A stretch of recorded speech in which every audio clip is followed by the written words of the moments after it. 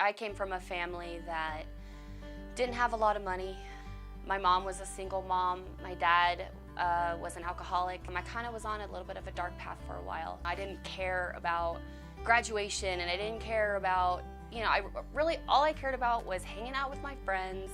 The future was never a reality to me. Going into my junior year, I was in a really bad car accident out east of Colorado Springs here, and it ejected me about 75 feet. And I landed and compressed and shattered 5 vertebrae, which, I shouldn't be walking, much less be alive. Life wasn't the same to me anymore. I had different priorities.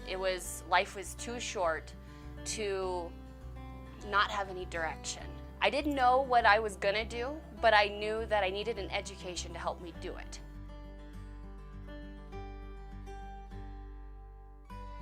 When I made that switch from total path of destruction to I want something different for myself, you can do that at any point in your life. Right now, I'm guiding trips to Alaska, these women's retreats, right? I even had 2 70-year-old women on a trip with me, one of them with a displaced hip, and I watched those gals march themselves up a volcano.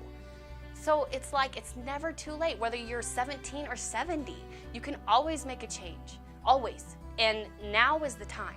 Here at Wild Woman Fish Company, we bridge that gap between commercial fishermen, the community, and our community. So there is such a lack of fish in the Front Range. More and more people are demanding wild fish, and I think that is where I found myself a company. I found a way to bridge that gap and to start bringing down a really high quality product with integrity that has sustainability efforts involved. And we're retraining, we're re-educating people on the Front Range. What better place, to bring this movement in the seafood industry to be demonstrated than a landlocked state like Colorado.